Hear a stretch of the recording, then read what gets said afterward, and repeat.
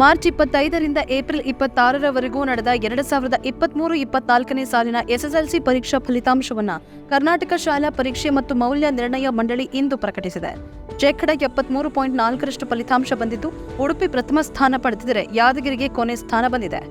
ಪರೀಕ್ಷೆ ಬರೆದ ಒಟ್ಟು 4,36,138 ಬಾಲಕರಲ್ಲಿ 2,87,416 ಮಂದಿ ಉತ್ತೀರ್ಣರಾಗಿದ್ದಾರೆ. 4,23,829 ವಿದ್ಯಾರ್ಥಿನಿಯರ ಪೈಕಿ 3,41,778 ಮಂದಿ ತೇರ್ಗಡೆಯಾಗಿದ್ದಾರೆ.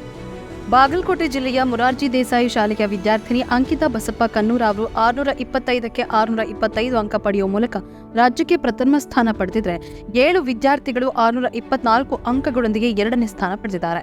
ಮೊದಲನೇದಾಗಿ ಸಾಧನೆ ಮಾಡೋದ್ರ ಬಗ್ಗೆ ತುಂಬಾ ಖುಷಿ ಅನ್ಸುತ್ತೆ. ಟೀಚರ್ಸ್ ಮತ್ತೆ ಪೇರೆಂಟ್ಸ್ ತುಂಬಾ ಕಾನ್ಸ್ಟೆಂಟ್ ಸಪೋರ್ಟ್ ಆಗಿರೋದ್ರಿಂದ ಈ ಸಾಧನೆನ ಮಾಡೋದಕ್ಕಾಯ್ತು. ಹಾಗೆ ನನ್ನ ಸನ್ಮಾನಿಸಿದಂತೆ ಥ್ಯಾಂಕ್ಸ್ ಹೇಳ್ತಾ, ಸಾಧನೆ ಮಾಡೋದಕ್ಕೆ ಕೇವಲ ಗ್ರಾಮೀಣ ಹಾಗೆ ಖಾಸಗಿ ಶಾಲೆ ತುಂಬಾ ಮುಖ್ಯ ಆಗೋದಿಲ್ಲ. ಸೊ ಎಲ್ಲರೂ ಕೂಡ ಸಾಧನೆನ ಮಾಡ್ಬೋದು ಅಂತ ಹೇಳ್ತಾ ಇನ್ನು 625ಕ್ಕೆ 624 ಅಂಕ ಗಳಿಸಿ ರಾಜ್ಯಕ್ಕೆ ದ್ವಿತೀಯ ಸ್ಥಾನ ಗಳಿಸಿದ ಬೆಳಗಾವಿ ಜಿಲ್ಲೆ ಕಾಗವಾಡ ತಾಲೂಕಿನ ಶೇಡಬಾಳದ ಆಚಾರ್ಯ ಸುಬಲಸಾಗರ ಪ್ರೌಢಶಾಲೆ ವಿದ್ಯಾರ್ಥಿ ಸಿದ್ಧಾಂತ ನಾಯಿಕಬ ಗಡಗೆ ಅವರನ್ನ ಗುರುವಾರ ಶಾಲೆಯಲ್ಲಿ ಸನ್ಮಾನಿಸಲಾಯಿತು.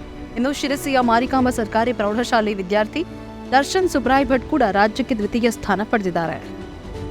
624 ಬಿದ್ದಿದ್ದು ನಂಗೆ ಸಿಕ್ಕಾಪಟ್ಟೆ ಫಸ್ಟ್ ಆಫ್ ಆಲ್ ಖುಷಿ ವಿಚಾರ. ಅದು ಎಲ್ರಿಗೂ ಕೂಡ ಹೌದು. ಅಂದರೆ ಜಸ್ಟ್ 624 ಅಂದರೆ ಅದೊಂದು ಐಡಿಯಲ್ ಮಾರ್ಕ್ಸ್. ಎಲ್ಲರೂ ಆ ಮಾರ್ಕ್ಸಿಗೆ ಎಲ್ಲರೂ ಇಷ್ಟಪಡ್ತಾರೆ ಆ ಮಾರ್ಕ್ಸ್ ಬೇಕು ಅಂತ. ನನಗೂ ಫುಲ್ ಎಕ್ಸೈಟ್ಮೆಂಟ್.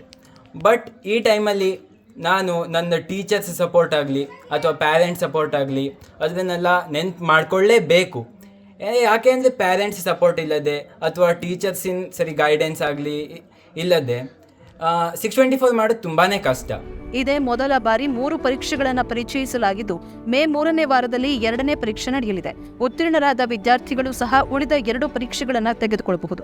ಯಾವ ಪರೀಕ್ಷೆಯಲ್ಲಿ ಹೆಚ್ಚು ಅಂಕಗಳು ಬರುತ್ತವೆಯೋ ಅದರ ಅಂಕಪಟ್ಟಿಯನ್ನು ಕೂಡ ಪಡೆಯಬಹುದು.